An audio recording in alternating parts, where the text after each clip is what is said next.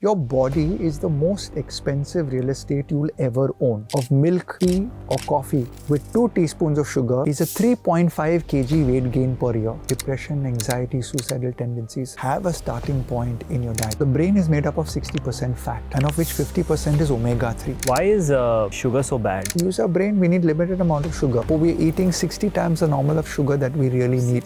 So I think basically sleep should be the new diet.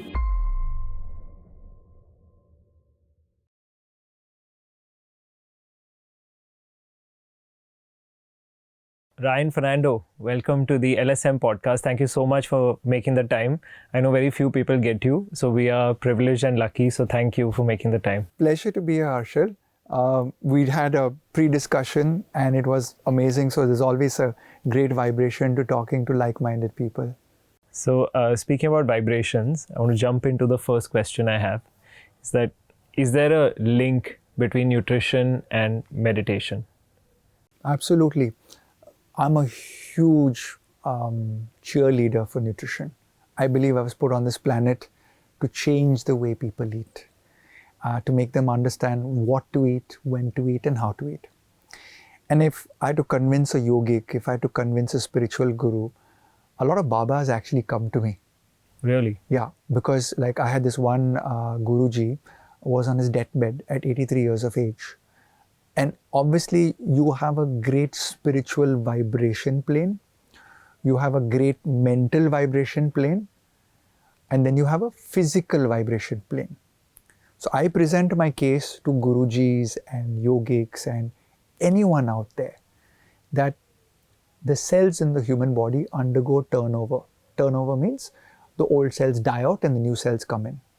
Okay. So Ryan, I want to ask you about the mind and nutrition, and we'll touch upon the combination or the connection between meditation and nutrition. But I'll ask something slightly different to start with, which is that is there food that you can eat which can affect the functioning of your mind? Absolutely. So I actually did this on my 10-year-old son. So the brain is made up of 60% fat, right? And of which 50% is omega-3. Okay. Now we do a pinprick blood test and we check the omega-3 levels.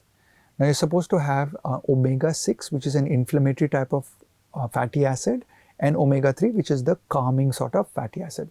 And the construct of the brain is this, nearly 50% of omega-3.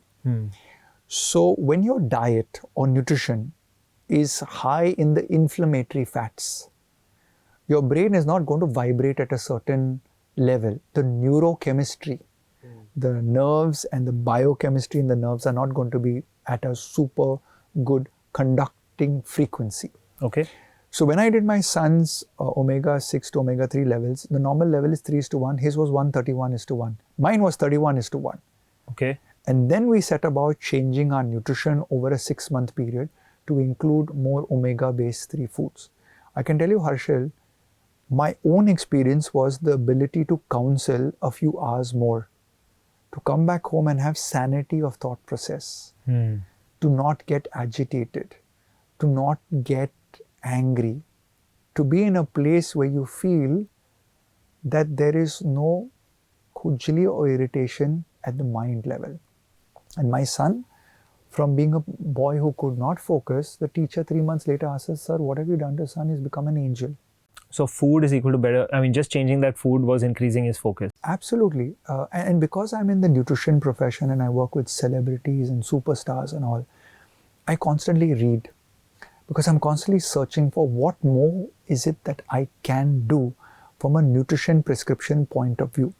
So there was this study in one of the prisons, I don't remember which country, where they gave a multivitamin and omega fats and a better diet to one part of the prison block, and another part they just continue what they're doing. Okay. So they found out that prison riots, suicidal tendencies, and murders came down by more than 60% when the inmates were fed the proper nutritive diet. So aggression in the brain is one study. Then you go to the other end of the spectrum. My son was an example of paucity of nutrition. So then when you put it in the right level, the brain begins to become calmer and think better. I genuinely believe in today's world, depression, anxiety, suicidal tendencies have a starting point in your diet. Yes, it is genetically also driven. I can talk about genetics too, but when I make a case, if I'm a defendant for nutrition and you are the judge, I will stand in front of you. Judge साहब, आपको पता है ये आदमी is not guilty. उनको पता नहीं था वो क्या कर रहा था. उनका मेडिटेटिव का माइंड अच्छा नहीं था क्योंकि सर जी वो बाहर का खाना ले रहा है. सर जी वो जो बाहर का खाना ले रहा है वो उनका जो कुक है उनसे प्यार से नहीं बनाता है. तो वो जो डाइट है, the quantum energy signature of that diet, which we cannot measure today. So I might be trolled on the internet for this ki, hey, how can you say that food has a quantum energy signature? Which scientific study measures it? But we know internally from our sages, from our rishis, from our ancient Ayurveda, that food has a vibration. Food has a micronutrition as per modern day science. So where my crop is grown and how it is harvested will bring a certain physicality of micronutrition to it. Then how it is grown, the vibrational energy of that part of the world, then when it is prepared, when it is served to you. I don't know about you, Harshal, but I pray over my food before eating it. And therefore I tell it when it's entering my body, please bless me food and please bless the farmers that have grown this food. So one is a quantum energy signature and one is a nutritive factor. I think if you have this common sense thought process in place and you have this one point, your body is the most expensive real estate you will ever own. And if you have that breath, if you have that thought in you, you begin to change the way you eat. Okay, I have a lot of questions opening in from that. But what I want to ask you a little bit, I want to take it back to the start of what you spoke about. You said that it was a 131:1 ratio of your son of the omega-6 to omega-3 ratio. Omega-6 to omega-3. So omega-6 with the inflammatory omega, and that should be 3:1. Got it. So so the omega-6 was 131 in his and omega-3 was 1. And it should be 3:1. Now, how does this, what would he have been eating that his omega-6 has ballooned so much? And why is that so bad? Why is 131 so bad? So the inflammatory markers, inflammation means what? Inflammation means there's a swelling. Right. Or there is a jagada, or there is an agitation. And one cell has to communicate with the other cell. So if you take two cells in the human body and they're touching each other, this cell wall and this cell wall holds the cells together. It allows transmission of information from one cell to the other. But if your cell walls, which contain what we call as the lipoproteins, lipopolysaccharides, which is the fat molecule in the protein or the fat molecule in the carbohydrate, that lipo is the fat component. Now, if you have the wrong fat in your cell walls, the communication is not efficient. The cellular communication is not good. The hormonal communication is not good. So the homeostasis of one cell, homeostasis means the calmness level of one cell talking to the next cell. Like we are in this beautiful recording studio. If this wall was not of the right material, we probably would hear all the sound from outside. So to prevent that, you use the correct raw material in the cell wall. Studio wall. So if you get my picture, that's what happens in the human body. Over years of eating the wrong foods, the wrong fats in our diet, the non-essential fatty acids, the food that is processed, you're going to create cell walls that are not communicating with each other and they're getting rigid. So when one starts slapping, the other guy starts slapping the next guy rather than having homeostasis or shanti inside. So when this, in this case, in the brain, when you have, this disproportionateness between the omega-6 and the omega-3, would you also say that, learnability? Absolutely. So I work with autistic, ADHD, Down syndrome, challenged children. And I remember my first case in 2011 or 12, where we did a very sophisticated blood test by sending the child's entire blood test to the US.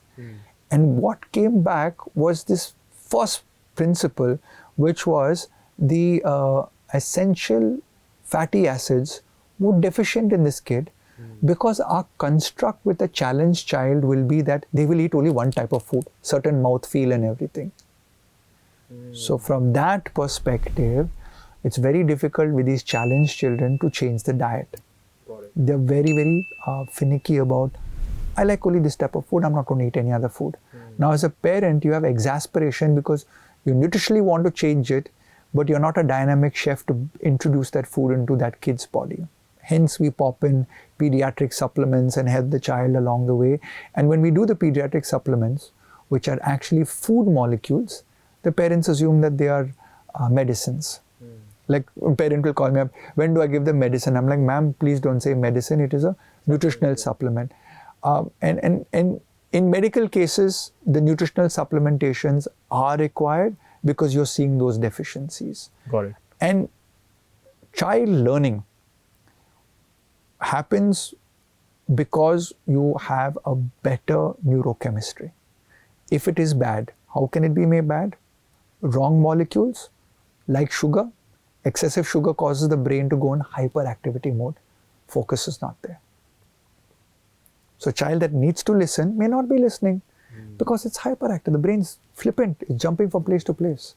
So again, coming back to my, you mentioned bad fats. So like this omega-6 ballooning to 131, and I don't know if the term ballooning is correct, but really the imbalance being so high, how would that have happened? What kind of food would he have been eating? So obviously the fault lies with the parent, which is me and my wife, in terms of, our kid is skinny, so he loves only 3-4 types of food. He loves bread, he's having milk, he's eating only rice and doesn't even like gravy in the rice, and we're giving him some non-veg, doesn't like fish, only chicken, no other food he wants to eat, not having an exploratory palate. So now I know as a nutritionist that omega-3 is found in chia seed, walnut, flaxseed. He doesn't eat any of these. And then I know it's found in mackerel, salmon. He doesn't eat any of these. You want to know what's the real story? After the report came in, next day morning I caught open his mouth. This is omega oil, put it in, you're going to have it. Now, it was very cruel thing to do as a parent, but I just had to do it because from the other side, what you talked, ballooning, is absolutely right. And it was not ballooning, it was out of control. And it was my fault as a parent not to be able to understand that the proof lies in the pudding. In this case, genuinely what my kid was eating, even as a nutritionist, was wrong because I chose his nutritional sanity. Not nutritional sanity, his mental sanity. He starts crying when he doesn't want to eat something as a 8-year-old or a 9-year-old. But once we started doing that, and then I also worked on this concept saying that, beta, I need to educate you. So I drew a picture of the brain and I explained to him, this much is made up of this special. So he used to watch Ben 10.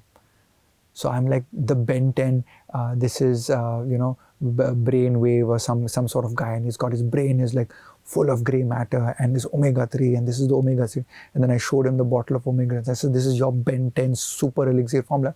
So I was able to get through to him, and then, and then later on he's a champion. He has his omega oil directly. Some kids I give a omega oil capsule or a gummy bear. I'm not in huge favor of gummy bears because of the sugar content, because you're giving omega and then the sugar on the other side. Yeah. So, and there are children who will happily eat the food, right? But I think when you have this construct and availability, then you understand it a little bit better. And, just to break down this 6 versus omega-6 versus 3 a bit more, I think, you've given a very good direction that I think this is also a great reason for people to go to a nutritionist in the first place. First, even if you don't want to go to a nutritionist, first you get that blood test done, see that imbalance. If that imbalance is very high, or if you can't read it, you sit with a nutritionist for the first time and read it. But I want to break this, 6 versus 3 down, omega-6 versus 3. What is it that, so it's food rich in 3 is what we've got to consume, and Correct. food rich in 6, or food with the nutrients of 6 is what we want to reduce. Exactly. So food which is omega-6 is inflammatory in nature. Yeah. So we want to lower that, and a lot of our diet is predominant in omega-9s and omega-6s, which are the ones that give you a slap or a thappad. Okay. And omega-3s are the more calming one for our neurochemistry. In fact, Harshil, because I work with the celebrities for their weight loss, pregnancy and all of that stuff. So the moment somebody has a kid, they sign up with me for a weight loss pregnancy. So I actually send them this blotting paper and I say, expunge your breast milk onto it. And they're like, why, Ryan? I was like, I'm going to check your DHA in your breast milk. It's like, what is DHA? So in omega-3, you have two people called EPA and DHA. Okay, I'm not very smart to remember the EPA and DHAs, but they're two sisters in omega-3. Now, DHA is found mostly in your non-veg omega-3 resources, and very rarely in the human body do we have the right genetics to produce it in sufficient quantities. Now, I don't know if you know this, but mothers lose up to 2% of their brain when birthing a child. Oh. Because they break down their brain, which contains 60% fat, to give it to the unborn fetus to develop the fetus's brain. So when the child is born, I ask for a sample of the breast milk expunged on the filter paper and send it to a lab to predict the DHA levels in the mother. And if the levels are low, I ask her to nutritively supplement with a DHA supplement to boost her DHA, so that when she's breastfeeding, the kid's getting DHA, which is the resultant raw material to build the child's brain. Got it. So we're at that level today where we understand that, but not everybody knows about it, right? I know about it because we run one of India's most sophisticated nutrition clinic. It's designed to be super premium, and super premium people, celebrities ask you, what next? What's the better thing?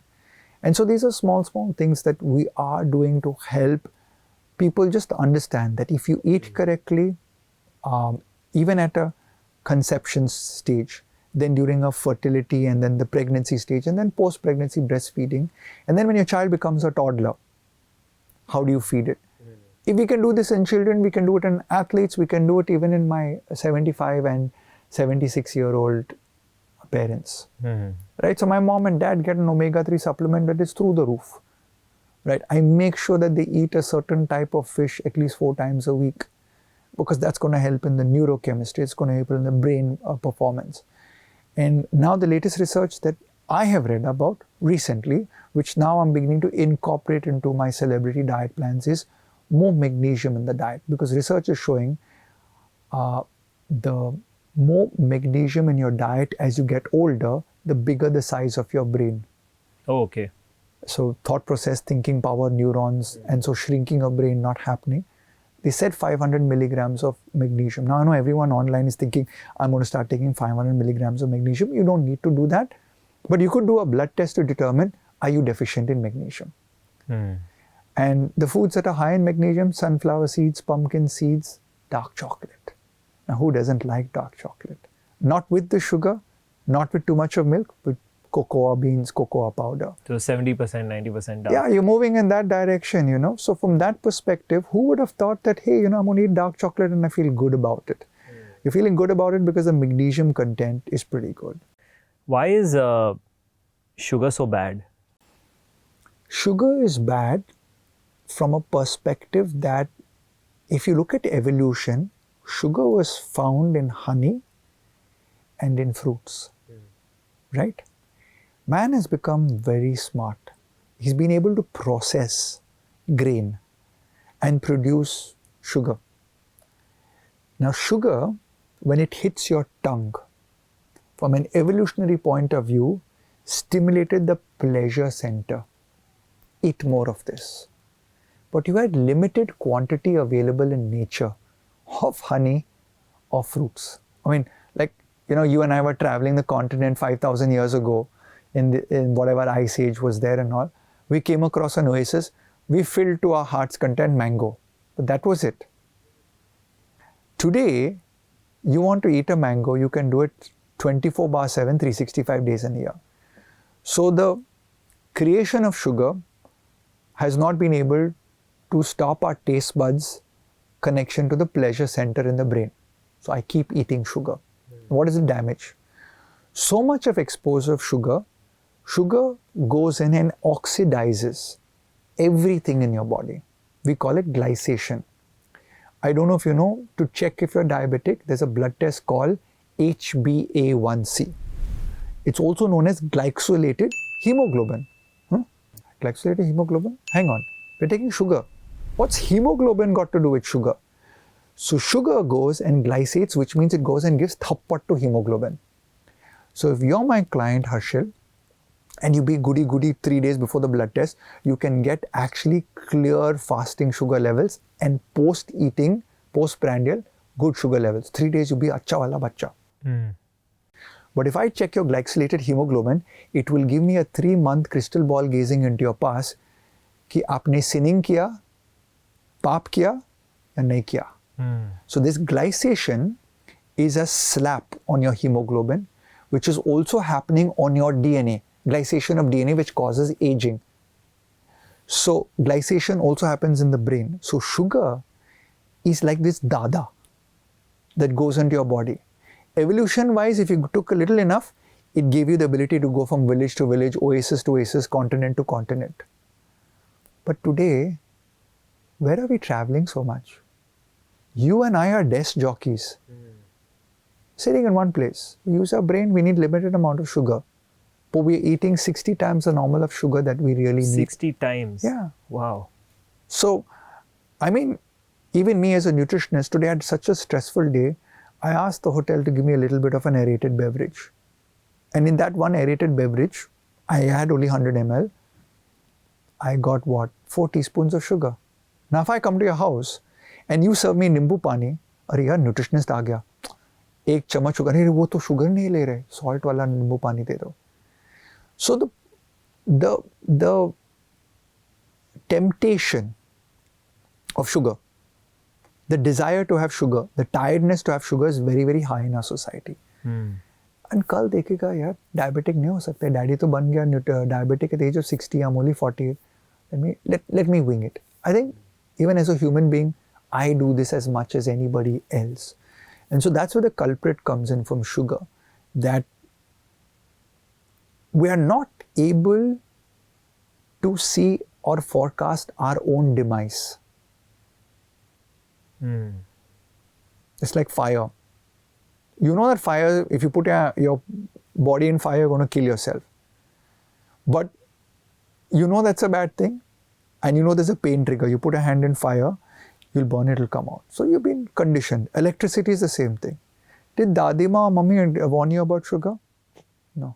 Beta, acha exam ho gaya, ye lo pheda kha lo.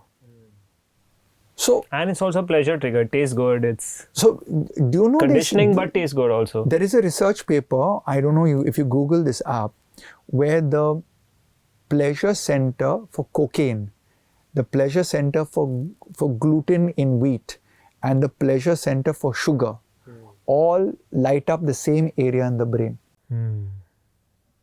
So man is a pleasure organism. Why would you forego pleasure for pain? Yeah. Like I having a cup of green tea with honey and without honey, it's a massive difference. The honey is always pleasurable. So it requires awareness and effort. And I think this is where meditation comes in. The ability for your brain to be the boss of the human body. You know, I tell all of my athletes, your body is the horse. Your brain is the jockey. The jockey has the stick. Your muscles are not tired in the last 2 seconds of the race. Your brain takes the stick and tells the body you need to win. What if everybody out there could make their level of brain at that level, meditate at that level, get to that subconscious level where you're aware of what you put into your body. There's a sanctity or holiness to it. Yeah. And I think people are not doing it is because obviously temptations are massive. Availability is year round. Clickability is massive. Easier to fall on the side of pleasure and sinning than to be disciplined. Yeah, I think also with meditation, what happens is you're strengthening the prefrontal cortex, So you are therefore driving more of your decision making from that, which is where more higher thought or evolved thought comes in, and you're insulating your primal brain. So a lot of the parts of the brain which are, triggered by food are the primal brain, but it's... I like this term, primal brain. All of us are primal still in 2024. Yeah. When are we going to get to this prefrontal cortex brain? Yeah. So evolution would require people to introspect at the brain level. So I am very primal as a nutritionist in terms of my subject matter. आपको ये protein चाहिए, आपको इतना carbohydrate चाहिए, आपको इतना fat चाहिए. ये मेरा प्रिस्क्रिप्शन है. आप क्या करते हैं? मैं प्राइमल हूँ. कल देखेगा. So I'll eat whatever I want. So that's a very powerful thought, the primal brain, and most of us are not having transcended that plane. There were a couple of interesting themes that you picked up on. I want to ask you, when somebody's coming to you to do a blood test, if you could share, what is there a special kind of blood test that they need to do before they come to see any of your nutritionists? So the reason for a blood test is, Harshal, when I tell a person, भाई ये diet plan follow कर दो. ओह, Ryan Fernando का diet plan, उन्होंने विराट कोहली का diet plan किया, आमिर खान का diet plan कर दिया, फरदीन खान का ट्रांसफॉर्मेशन कर दिया, रायन फर्नांडो ने प्लान दिया. Primal brain. सर सुबह उठेगा ना, इस टाइम पर नहीं उठ सकते. सर ओनली 80 ग्राम्स राइस, मैं तो हर दिन 200 ग्राम राइस खाता है. सर बियर नहीं पीने का है. सर क्या बात करते हैं, सैटरडे संडे तो मैं 10 बॉटल बियर पीता हूँ. So primary brain clicks in. So Ryan Fernando का प्लान फॉलो नहीं करेगा. Harshal, please do a blood test. Harshal, oh, your GGT is very high, your liver enzyme is very high. Harshal, beta, are you drinking? Harshal's primal brain is like, Sala pakad gaya. He knows what I'm doing. Sir, your bilirubin is too high. Are you doing any gymming? Gymming to kahan gymming, kuch gymming karne. Then are you drinking a lot of alcohol that, you're overdoing it and your liver is not able to take it? Sheepishly now your primal brain is like, पकड़ गया. इसका diet plan तो follow करने का है, लेकिन इसका diet plan नहीं, ये मेरा डाइट प्लान है. So the diagnostics of blood test allows the personalization of nutrition. This is what I discovered 15 years ago when I did a survey of dietitians and nutritionists, which is everyone was doing experiential wisdom of their own, like a guruji, and saying, these are my teachings, diet plan, follow my diet plan. When I came into the picture, I was like, this is not going to work. People are not going to follow it. People want what is personalized. Tailor-made to them.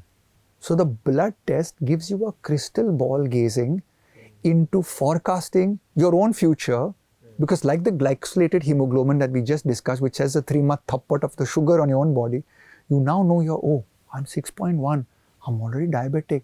What have I been doing, man? Let me get my act together. You tell any 20 to 30 year old that they're pre-diabetic, watch them overnight begin to change the way they eat and drink. But till such time they do not know that they're pre-diabetic, my body is mine, man. It's not the most expensive vehicle. I live in my body as a tenant. दूसरा body तो ले सकता है ना. Hello? I have to make them understand कि when I do the blood test, my body is 1975 vehicle. It's now 48 years of age.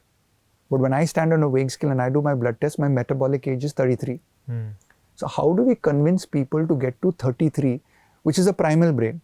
So I come from a different dimension. I says, boss, you look at your blood test, you look at your genetic test, you look at your microbiome test, you look at your standing on the weighing scale, fat and visceral fat, and get your metabolic age. And I come in from that part.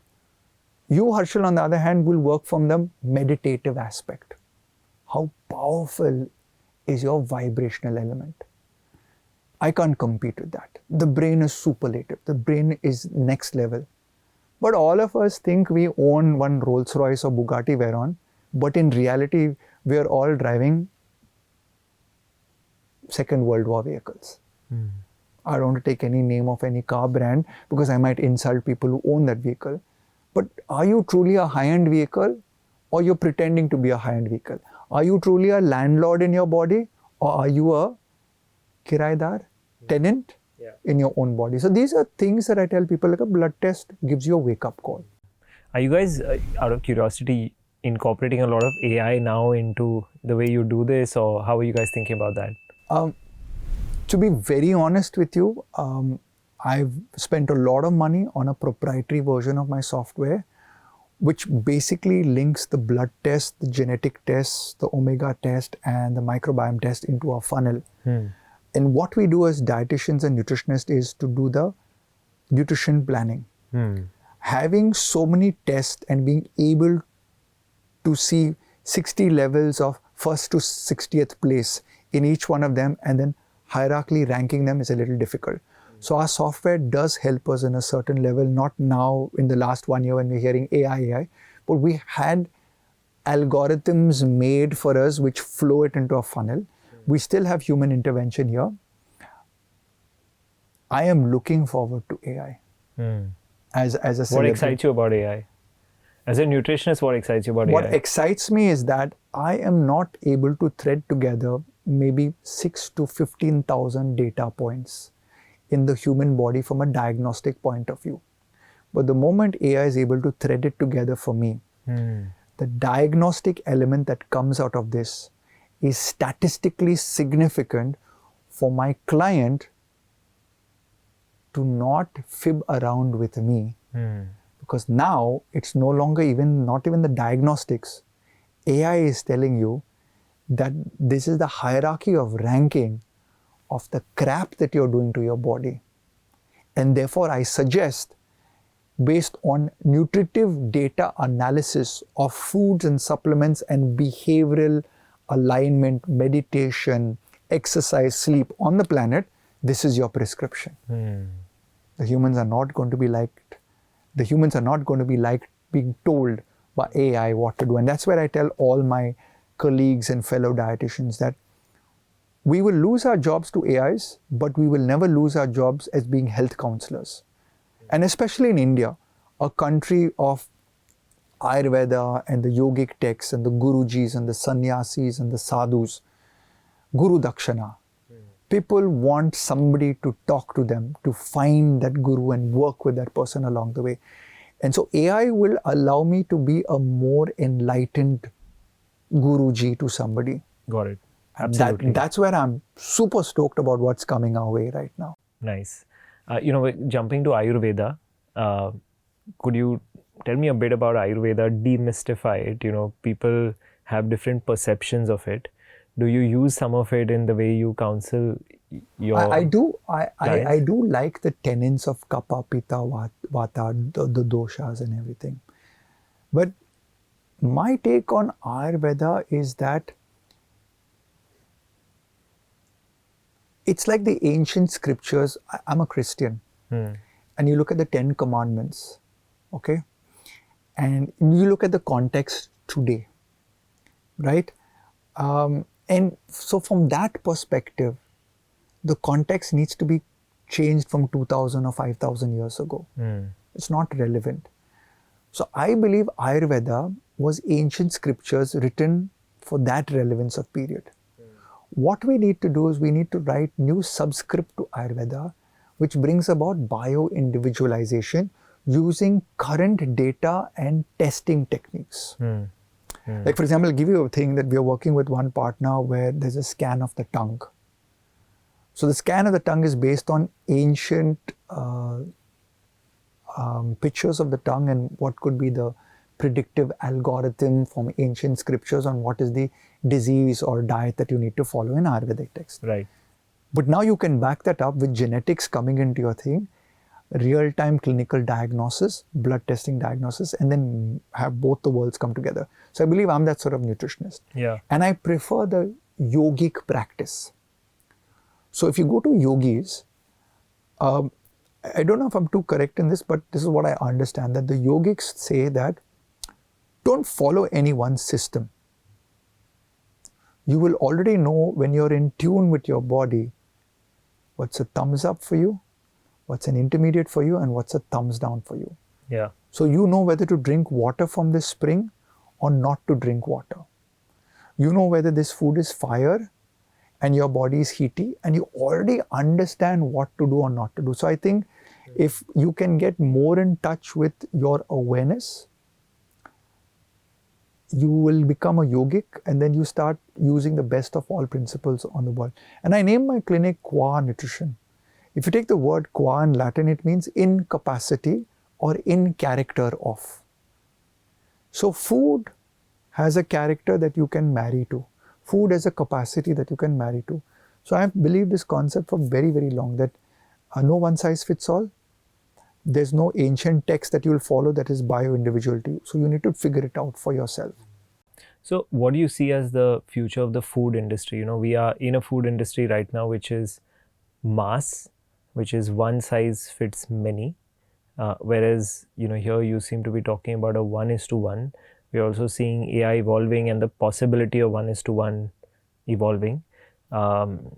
Where do you see this food industry going in the next, I don't know, I guess there's inertia, but 50, 60 years, where can we go? I think what's going to happen on the planet is that farming practices using AI are going to get far more sophisticated. Example, hydroponics. How much of micronutrition can actually go into a lettuce leaf versus a naturally grown lettuce leaf on soil. Absolutely, that's exciting. That's very exciting. So I think the produce, which is natural and which is not going to be bagged, is going to get even more superlative, is going to get more organic, less pesticide. Yeah.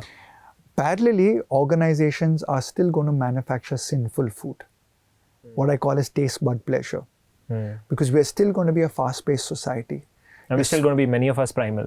Exactly. Many of us are going to be primal. And we're going to drive by our primal behaviors because, when I work with athletes, they're like, Saab, allow kar do na, itna mehnat kar diya Friday, Monday to Friday. Saturday to ek beer pee sakta hai, ek pizza kha sakta hai, ek burger kha sakta hai. So I think the food industry is going to continue to cater to people that say that I worked really hard, so let me eat and put this molecule or this energy into my body without being responsible, the individual being responsible for the consequences of that. And the company saying, boss, I don't worry about the consequences, I am only looking at the top line. And this is where I'm hoping and praying that the governments come in. In India, one amazing thing that has happened, in the last 2 decades, you silently noticed that they banned smoking in public places. When I was young and we used to party in discotheques, I would come home and my mother said, you smoked. And I've never smoked. Because everyone around you is smoking. Today, if you go out partying in Bangalore, you don't smell of smoke. Nobody's smoking. The smokers are the outliers, the pariahs. You have to go in a corner and smoke somewhere. Sit and smoke in that room. Right. I'm hoping that government gets to that level where they understand lifestyle disease. And certain governments in Singapore, in Europe, I don't remember the countries exactly, but they have something known as a sugar tax. Okay. So what's a sugar tax? So the sugar tax is food items that have beyond requirements of recommended dietary allowances of sugar in a day. So an aerated beverage, for example, that company would pay a higher sugar tax to the government, and the government reinvests that back in the healthcare of the population of that world. Singapore, I think, definitely does that. So I am hoping the government goes in that direction, which, our primal thing is disciplined. For example, we are 1.3 billion people. We have signals, we have roads, we have traffic rules. But how many people break it in this country? But when they go to Dubai, they go to America, they're angels. So I think even with food, we can get people to behave like angels. They may not like the George Orwellian type of society, but at the end of the day, if you are going to be costing your family, your neighborhood, your building, your society, your population, your country, X amount of money because of your irresponsibility towards eating right. Like for example, Harshal, carbon footprint. carbon footprint, everyone shouting. Become vegetarian. Your carbon footprint goes down. You get almost 9 kgs of, I don't know the ratio, but I read this somewhere. Like pulses was 0.03 and animal meat was 9.5. And when I looked at that, I was like, okay, this is like 9 times. I'm not a mathematician, but I was like, dude, if I become a vegetarian, my carbon footprint is lesser. Fine. You don't want to become a vegetarian? Let's go to the next level. Do you really know how much you need to eat? Everyone eats out of love and culture. Today I ate a biryani at the hotel. What a colossal mistake. I did not tell the chef my biryani portion for Ryan Fernando's body weight of 70 kgs should only be 180 grams including the meat. I kid you not, that biryani must have been half a kg. I felt guilty leaving it, carbon footprint, ate more than I required. So I ate more rice that was grown on the planet, which has a carbon footprint, gas that was used. So think about it. You want to be responsible to the environment? Eat lesser food. The human race is eating more than it's ever eaten in the history of mankind. Yes, there are people who don't have food. Yes, there is abundance, but the abundance has gone into irresponsibility. Yeah. And so, if we want to remain philosophical in this about the brain and primal and all, I would just tell people, when you do a nutrition plan, when you do a diet plan, like, oh, only so much I need to eat. And then suddenly somebody is losing 10 kgs of fat in 3 months with me and their body age is dropped by 12 years. So next time that guy is flying on the airline, excuse me, sir, you're overweight. So the guy says, who? My bags or me? Because he's dropped 15 kgs of weight. So now on a flight, his carbon footprint is lesser. He's feeling lighter. He's younger. He's not going to be a burden on the exchequer because he's going to fall seriously ill and get admitted into a government hospital, and we're going to spend all our taxpayers' money on that person because they couldn't hold their tongue. Think about that.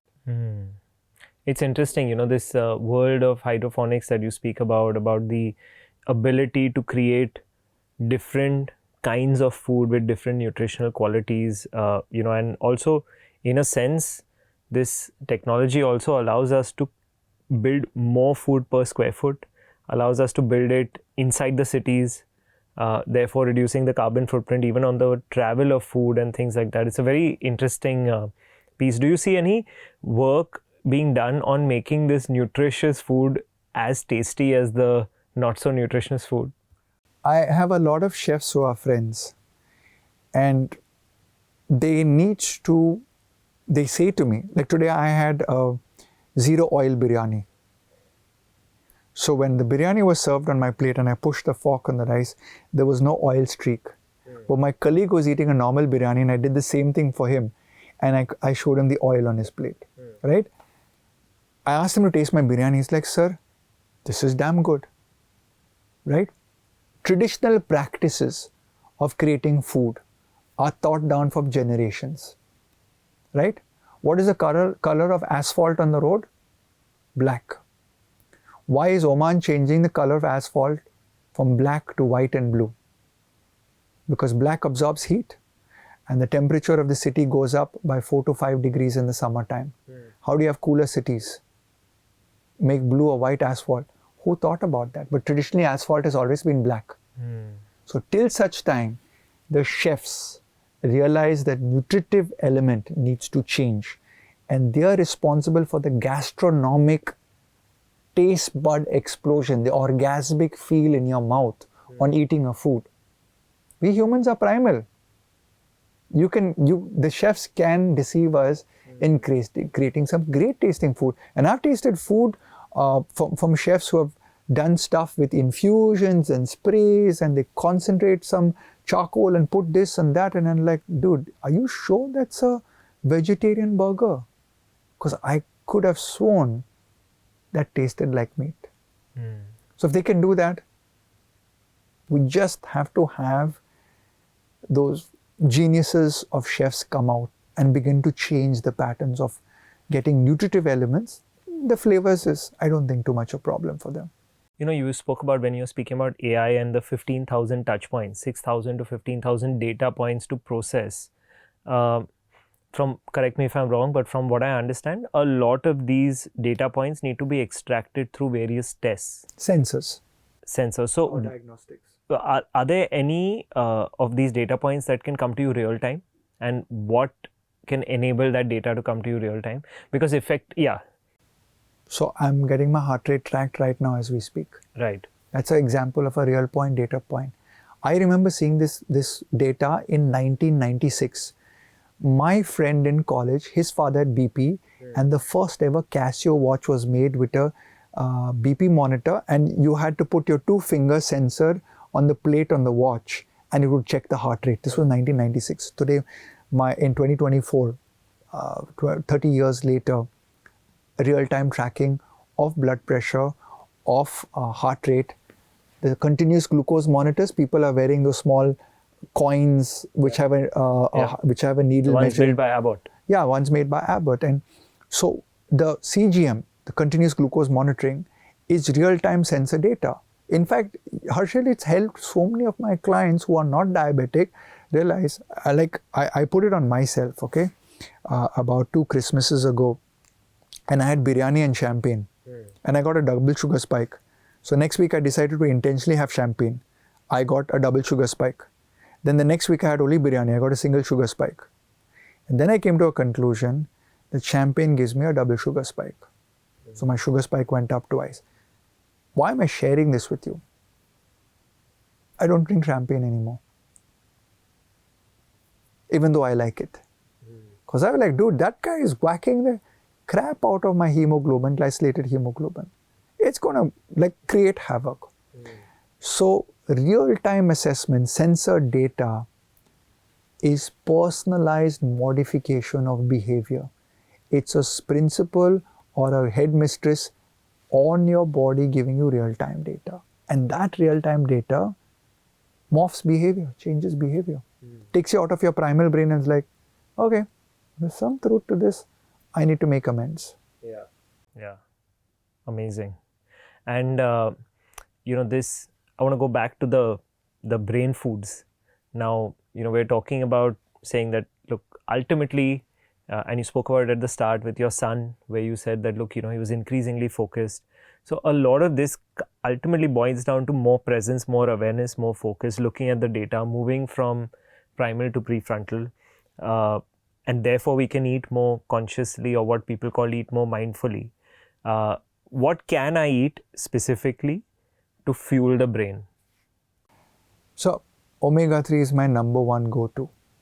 So what would that entail? Like few things that I could eat? Chia seeds, flaxseed powder, or flaxseed, which is also known as your methi seeds, your akhrout or your walnut, high source of omega-3.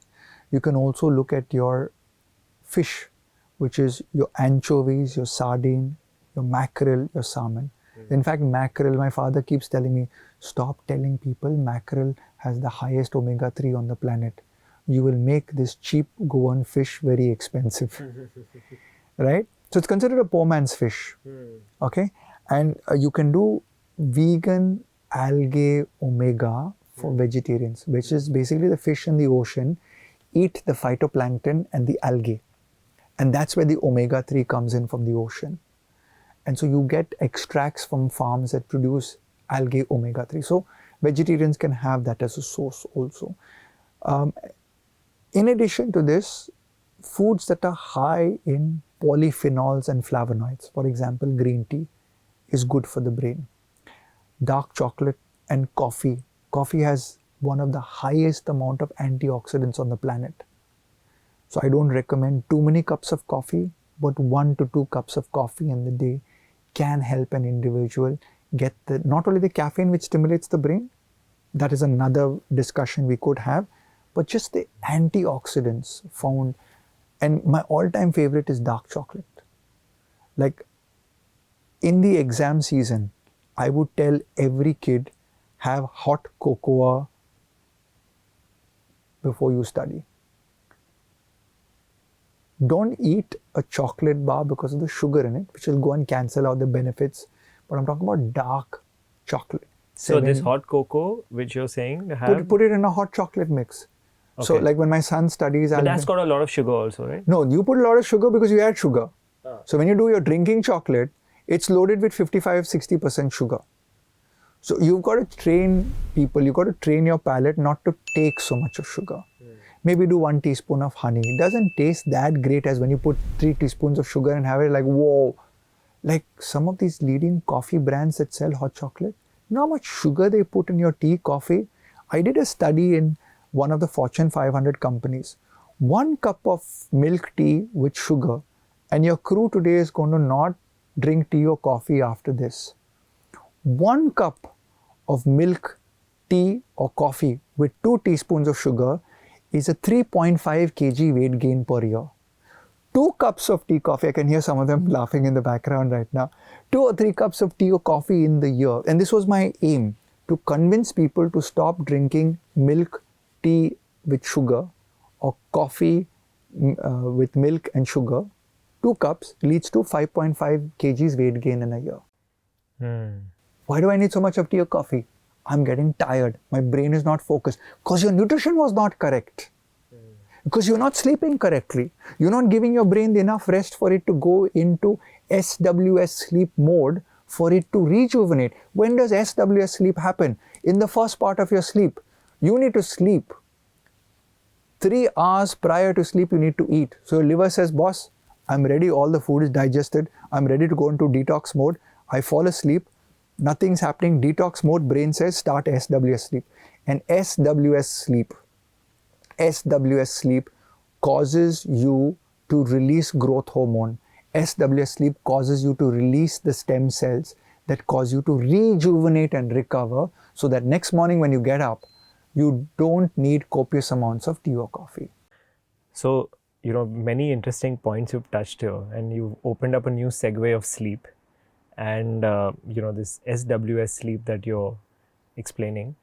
And you also, before that, I want to take a segue to coffee, because you mentioned that coffee is, and so I want 2 clarifications. One is this cocoa so I want to ask you, like, I take a normal drinking chocolate.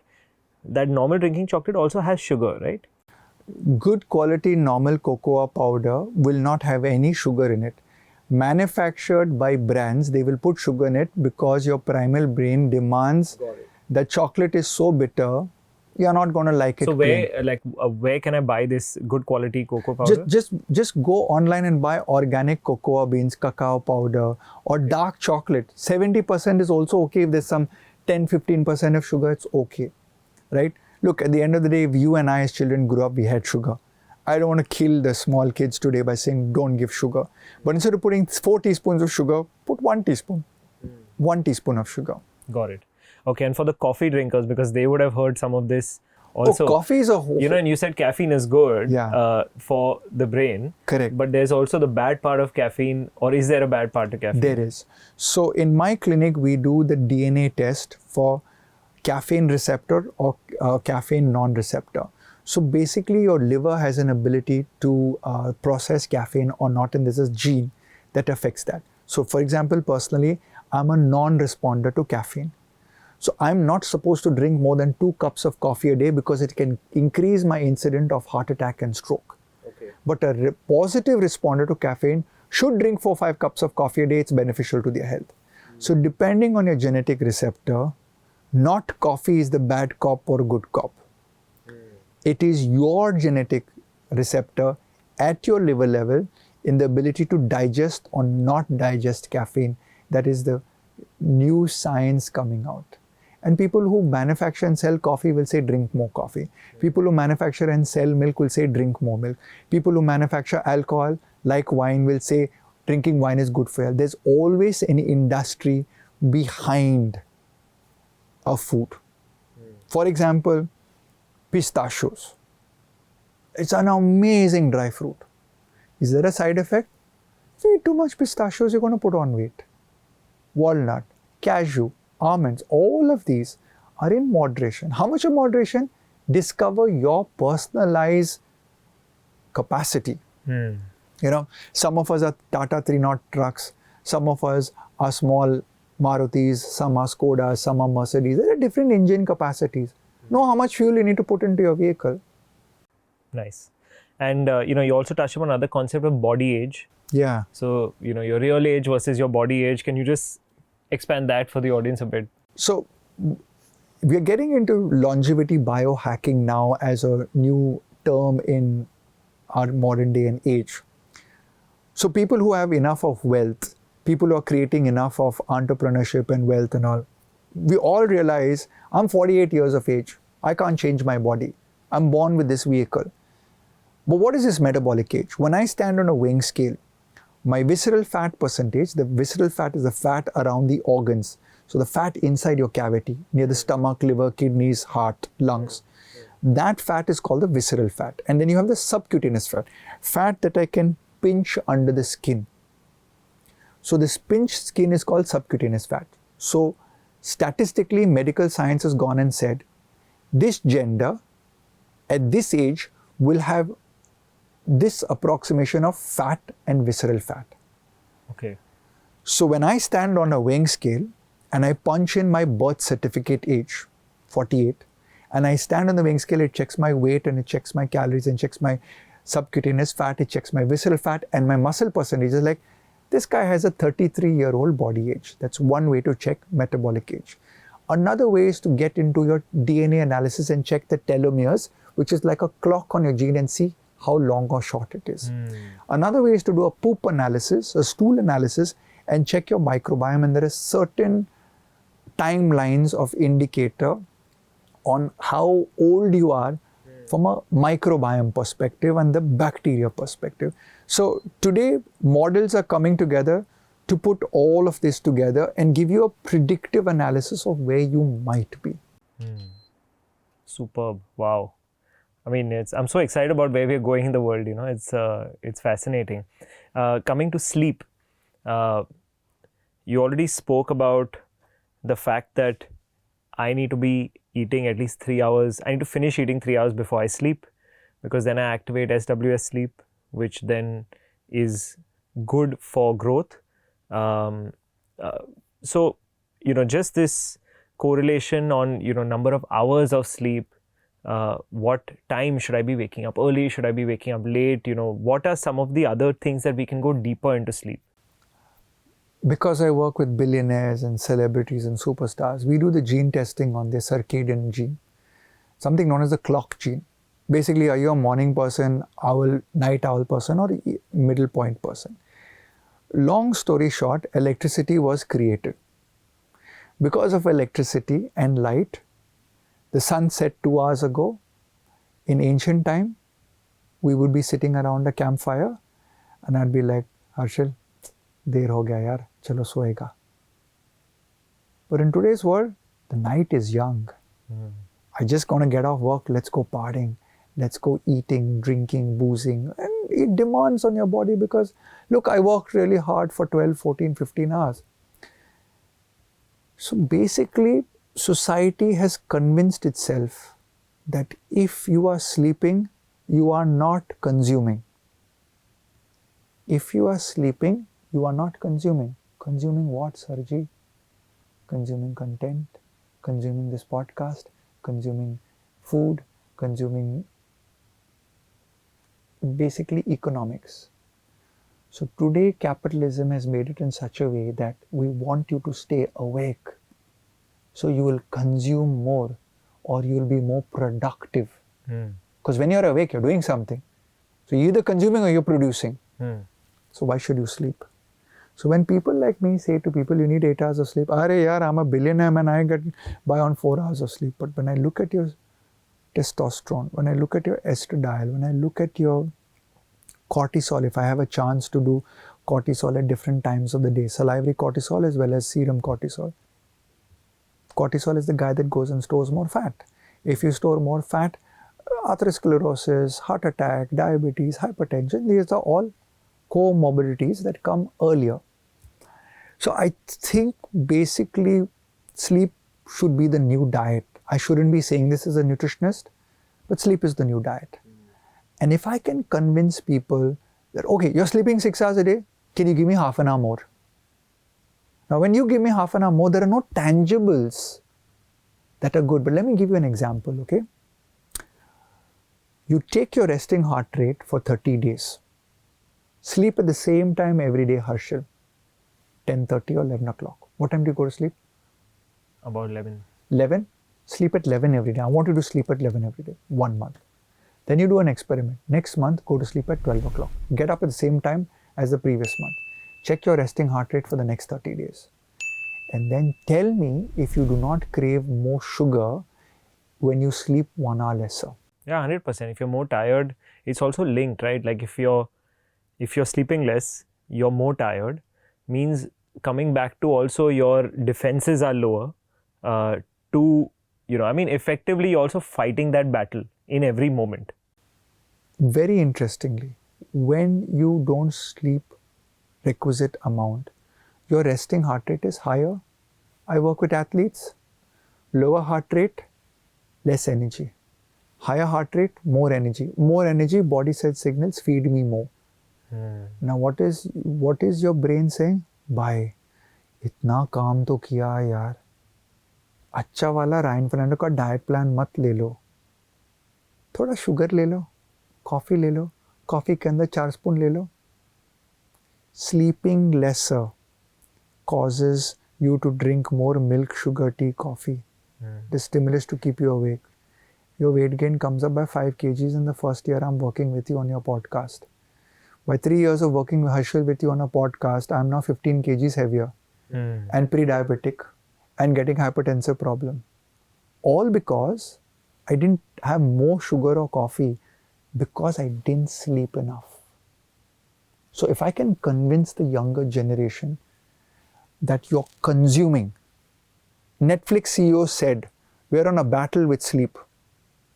Think about it. Now, if you're selling Netflix, we want people to Not sleep. Binge watch. Please binge watch and see yourself binge the next day. So I think jobs that you have in the meditative space, the job that I have in the nutritional space, is to hopefully convince people that, dude, your body is the most expensive real estate. You have one life, you have one brain, you have one family. Sleep a little bit more. Yeah. I'm really enjoying this conversation. I know we have limited time, but I have a few more questions I want to ask you. I want to go back to the brain, and there's a new wave of, 2 waves that we've seen. One is of super herbs, and second is of brain supplements, brain enhancing supplements. Nootropics. Yeah, nootropics. So if we go deeper into nootropics and these super herbs, both I want to touch upon a little bit. But what's your view on nootropics? I've been around long enough now to see everything from paleo, keto, intermittent fasting, diets, cabbage diet, GM diet, come and go and everything. Everything on the planet, Harshal, is created with a marketing avatar. I was just discussing it with my team today in the car. There really is no requirement for sleep sensors.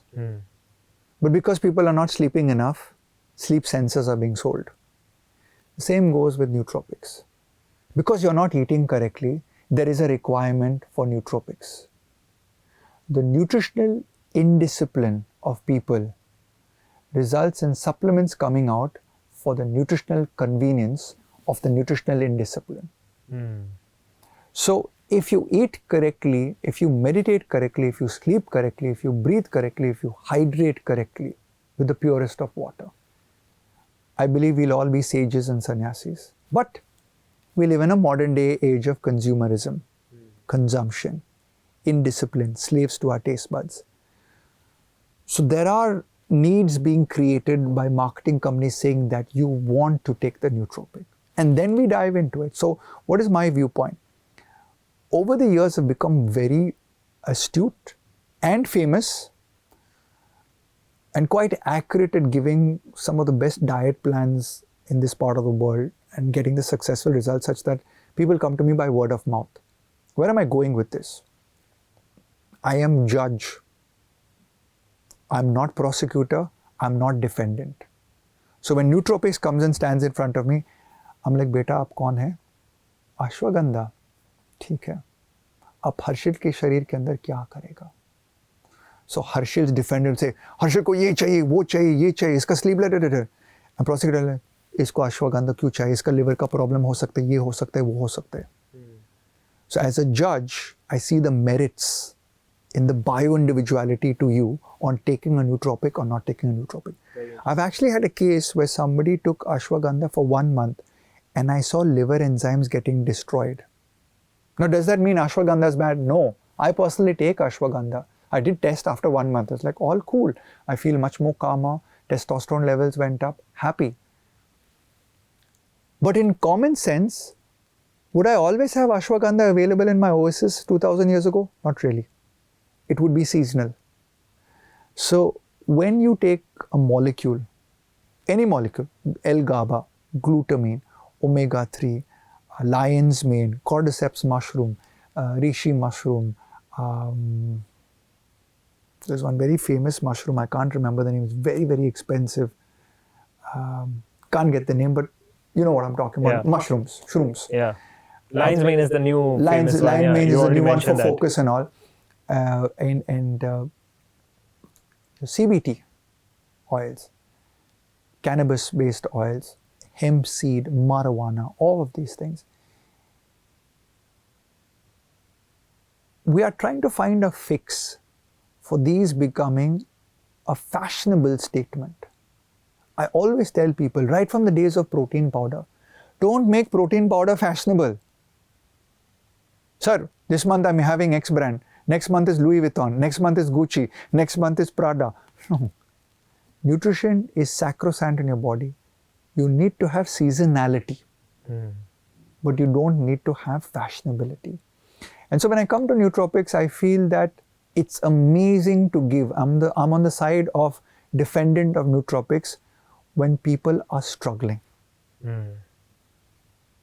So if somebody is struggling with anxiety, with depression, with being down in the dumps, and I'm not able to lift them up with diet quickly, then I work with nootropics. Got it. Till such time I correct the genetics imbalance, the diagnostic imbalance, the omega-3 imbalance. And within 3 months, 90 days, you can see drastic changes when people just flip their sleep and flip their diet. And you also mentioned something very interesting I caught on to, which is purity of water. You know, this very few people have heard mention that. And is there a reason you mention it? Is the water that we are consuming not pure enough?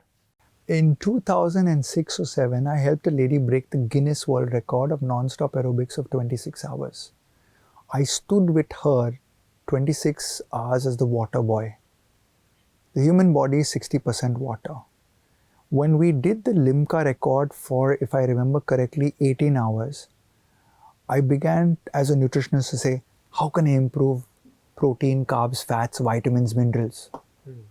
And then she went to a doctor and did the heart checkup. And the doctor says, you got the heart of an ox, but you will fail the record.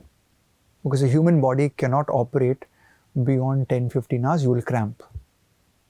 Find a good nutritionist and ask that person to help you out. So this lady, her name was Dinaz, and she was from Hyderabad, and she came to me and she says, Ryan, I think you're one of the best nutritionists and I'm going to work with you. In 2006, I was fairly unknown. I had not yet won my first Olympic medal with Sushil Kumar, the bronze that we won in 2008. So I was really wrung and like, let's get this done and everything. So I began researching everything. So I said to myself, I need to get water to Bugatti Veyron level. I need to get vitamins, minerals to Bugatti Veyron level. I need to get protein, carbs and fats to Bugatti. I need to get her to 24 hours, you can't sleep. So what do we do? So that's when I started working on the Limca record with her for 18 hours. And we practiced in the first one for 12 hours and we used very sada wala pani. And she was fatigued and I was tracking heart rate. In the next record attempt of 18 hours, I said, I want glacial water, pure water. And so we decided to source water and get it filtered from a lake somewhere in Andhra and all, and we did all of the rigmarole. I also did research on scalar energy of water. Scalar energy of water are the microcrystals that are formed in water when it comes in from springs, wells, and you see, when we draw water, nowadays we use a pump. The pump's rotation creates certain dynamic forces on the water. I'm not a physicist. What I've understood when I was reading was it kind of interferes with the molecular integrity of the water in terms of the scalar energy. So there was a Japanese scientist that talked about when you speak to water and you praise it, and then you speak to water and admonish it. You're useless water, you're not good water. That water, when they freeze the crystals, the good water has beautiful crystalline structure, and the water that is spoken down to, and we have seen this in Sweden where children have done it with microgreens and stuff like that.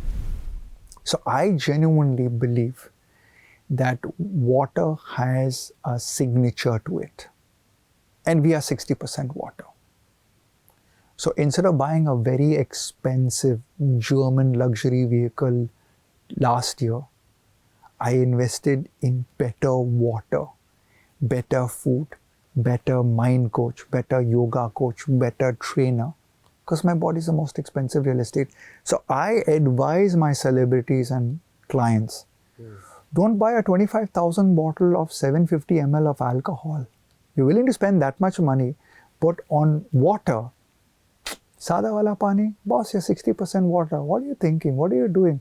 Oh yeah, I have seen ladies strolling around with Louis Vuitton, Gucci bag and all. I'm like, Sada wala pani pi rahe na. ठीक है madam, 10 साल के बाद मिलेगा. So what kind of water and how much does that cost, that water? So I do not have any collaborative partnership with any of them, but my favorites are the Bisleri Vedic water, the Himalaya mineral water. I personally consume a water called Hege, which is bottled in Himachal Pradesh at the foothills of the glacial water.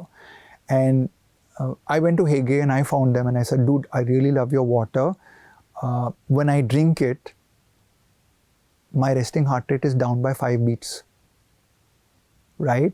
So for me, finding that water from the source that is not contaminated, that is most likely spring-based, coming out from the rock or from ancient glaciers, is the way to go. Now I know that the carbon footprint on that coming in, the microplastics in the bubble top or anything, it's difficult to be a Puritan in today's world. But I'm saying, can I get better water than the water pumped from my Bangalore borewell and filtered to my RO, which I really don't think is the best mineral water. I know I may sound elitist at this point, but the world does wear Prada. So why not shift to water and have linen or khadi as your better fashion alternative? Yeah. And the last part, I want to just focus on the final segment of, we spoke about the future of potentially, all of this. I'll just take that again. The last part of the discussion I want to focus on is, I want us to just look at the future a little bit. We've looked at 3 or 4 trends. You've already spoken about the future of food with hydroponics and, some of the ability for us to create personalized diets. You've spoken about the need to change our wiring in terms of how industry prepares food. You've spoken about, the interesting elements of AI, therefore being able to scale personalization for everybody. There's these 3 kind of things that you've drawn towards the future. Is there any other element that we're missing as far as the future is concerned? And is there any other interesting avenue that will open people's minds? The future generations are going to go into space 100 years from now. I would be very interested to design the diet planning for an astronaut. Limited space of nutrition, maximum power packed. You don't live to eat. What's the saying? You don't eat to live. No, you live to eat. No, you don't live to eat. You eat to live. I don't know. Yeah, you don't live to eat. You eat to live. You eat to live. So you're going to eat just so you can live. So you live. So the astronaut going into that level. Now we've already put the Chandrayaan on the moon. I would like to be the first nutritionist that plans a diet chart for the next generation of astronauts, and that's where we change from primal behavior to the thinking brain. Wow. And so that's, I think, is going to be the meditative aspect, the philosophical aspect, the less is more aspect of nutrition. Can I just nudge you to ask you, like if that diet of an astronaut has to be created, what would it look like? It would look very tiny. It would be power packed in your micronutrition, which is your vitamins and minerals, and your protein, carbs, and fats would be fly by wire. Absolute perfection of what you needed for the day. So would it be a capsule? The end result would actually be, in my opinion, a smoothie. It'll be easy for a person to have that quantity and all, because capsule is always traditionally been associated with medicine. So if I were designing it, I would put it into a food form. And I don't know if I'm ready to say this, but I believe hydroponics could create a lettuce that was supercharged with vitamin B12. So all the Indians that went up into space who are vegetarian and B12 deficient would actually have a lettuce. So we're looking about hydroponics coming to smaller space, but nutrition just really getting so compact. But it's going to take evolution of the human species to understand that, that food is not the end, is not the end goal. It's a means to get us to an end goal, which is become a better species, a more caring species, is what I feel.